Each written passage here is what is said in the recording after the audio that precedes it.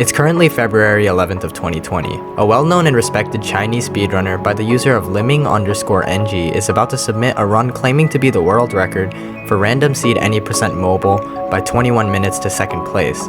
However, this run is far from legit, but manages to still bypass the entire moderation verification process and gets placed on leaderboards. This is the story behind the fake world record Minecraft speedrun that fooled everyone.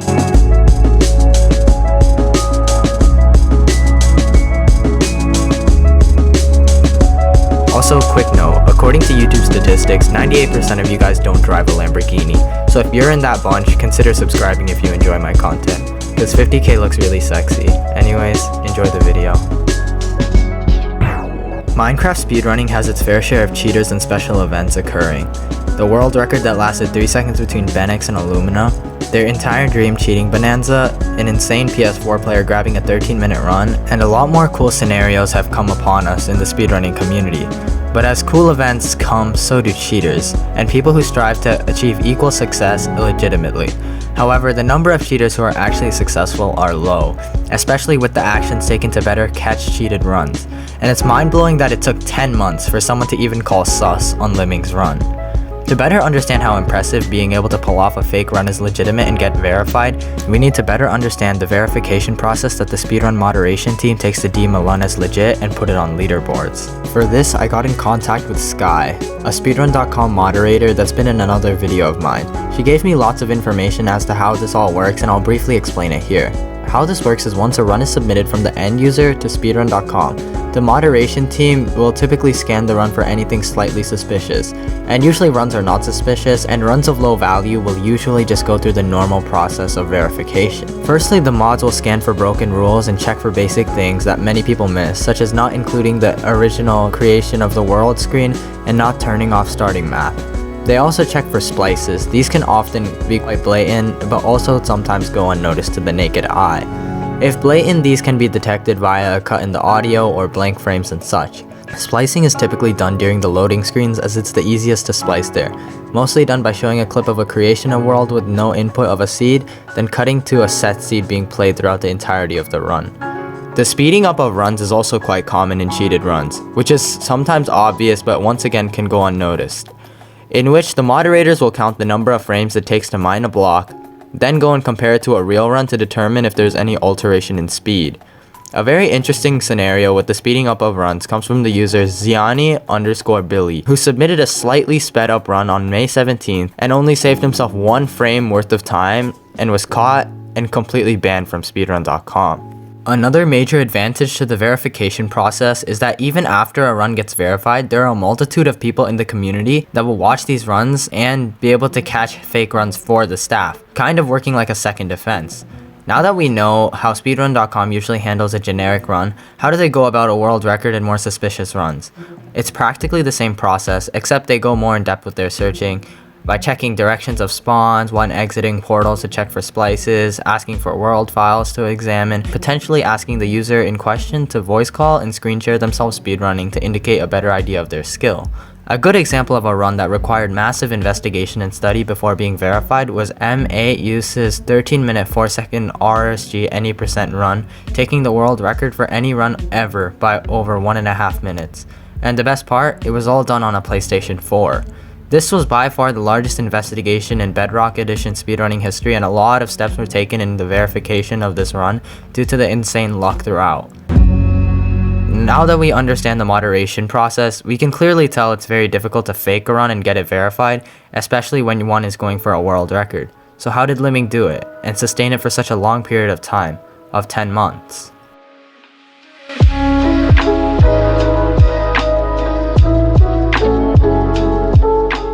From hearing how secure the verification process is, you may think that Lemming is some god who came up with some legendary cheating scheme or genius way to come up with something so well hidden. Let's just watch the run. He starts off and goes to a village immediately. Wait, did you catch that? No, you fucking didn't. But don't worry, neither did the entire moderation team at the time. But it's actually quite blatant, actually very blatant. And that's coming from me. I had a moderator, Darla Troller, the same guy in my video where I submitted the blatantly fake run, explained to me the splice, and it was a blatant splice. So take a close look at this. Did you catch it that time? The aquatic background actually changes as he's in the loading screen. This is a very clear splice, and he basically changes it from a random seed when he logs in to a set seed. I was sure he cheated just from downloading the video and looking at it a few times. Remember, this is an RS any percent run, meaning that Lemming was allowed to use whatever glitches he chose to get the fastest time possible. The major duplication glitch that he used for this run was a mobile glitch that had been patched. Basically, you need to hold an item that you can't get while having another item of interest also held about to craft something. They'll dupe.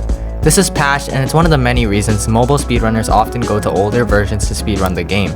It's still an absolutely insane run, and even to this day still beats the legit world record by 2 minutes, of course other than the fact that it's cheated. Let's examine the run as a whole before we go into how this even got verified even with the blatant splice. He starts going to a village and collecting food and finds a nearby desert temple, which is essential for a lot of RSG world record speedruns. He doesn't receive too much of great loot, but he does get diamonds. He then goes on to duplicate these diamonds, then gears up completely with full diamond armor. Quite unnecessary for a Minecraft speedrun, but whatever floats his boat. Afterwards, he starts walking in the direction of the stronghold. Suspicious, but plausible. Afterwards, he sees a ravine, and in the ravine there's a stronghold. Seeing this, Lemming jumps in. He immediately finds himself in the portal room as soon as he jumps in. He mines coal and dupes torches to better navigate the stronghold. He goes searching throughout the stronghold for loot until he reaches a chest with an ender pearl. Instantly after, he duplicates the pearls until he has 2 stacks of them. He then duplicates his bread till he has a stack. He goes back to the portal room and proceeds to create the nether portal after duplicating obsidian, then runs out quickly to retrieve a piece of flint from the gravel to light the portal. Once in the nether, he builds straight up and then builds a portal to go back. He prowls around and wanders for near 2 minutes before finding a fortress in which he gets blaze rods to turn into blaze powder to make eyes of ender. He returns back to the portal room and lights the portal. He then pearls in twice, and before even breaking a single crystal, regardless of actually touching the dragon, the portal to finish the game is pre-lit, which is done by a glitch called dragon skip, where you set your simulation and render distance to as low as possible and go as far away from the center of the end as possible to try and unload the dragon, to make the game think it's already dead, and he gets an astonishing 12-minute 11-second time. However, this is a fake run. And how it went past any moderator is honestly beyond me. The reason the run was overlooked was because of a few things. Lemming was a decently respected runner and no one expected him to cheat, and the category at the time in February had little to no runners, so verification wasn't too strong at the time, and has progressed over time. Another reason people didn't put too much thought into the splice was in belief that it was just lag or a visual glitch at the start screen. All of these reasons just never pushed anyone to truly believe he was guilty. But how the run got announced as cheated was even more astonishing. I got in contact with Kai, another speedrun moderator who just ended up being the same person who asked Lemming about his run around 9 months later and called sus on it. Lemming took 1 month to respond, and finally, on December 7th of this year, this was his response. Actually, it was a splice, and I was just trying to make a joke with my classmates, but I didn't think it would actually pass speedrun's review. And I'm sorry about that. I didn't know how to retract it, so I just put it on hold. Again, I sincerely say sorry because I'm busy with my studies recently, so it took me a long time to reply to you. I'm sorry, I'm gonna break this record, I promise. As you can see, he admitted to it just like that, and he said he was sorry. It was that same day on December 7th that Lemming's run was finally rejected due to admitting to cheating. However, he didn't get banned because he was well respected. Lemming is not a bad person, and I don't want to portray him in that way, and I just want to make that clear. But just 2 days ago, on December 23rd, when I started talking about potentially making this video and such while getting in contact with mods, Lemming got banned from speedrun.com, and all his runs, legit or fake, were completely wiped off speedrun.com. Nearly a year later, only due to one splice. I find this really unfortunate, as he had goals of one day beating the world record and didn't really mean too much harm, and was in a weird and odd position of either retracting a run or keeping it on hold. The fact that he just admitted to cheating when it was brought up to him gives me a form of respect for him. Him getting banned is entirely fair, as he did break the TOS, but I personally think he should be. But it's still an amazing story to look at, as it is a fake world record run that got verified, and it did take 10 months to get rejected, and it was due to him admitting to it. It's all in all a pretty beautiful story in my opinion. I would like to thank everyone who helped me with gathering the information for this video, more especially though to Dottalot Troller, Sky, and Kai, as this video would definitely not exist if it weren't for them. All their channel links will be in the description, and I ask you to please subscribe to all of them.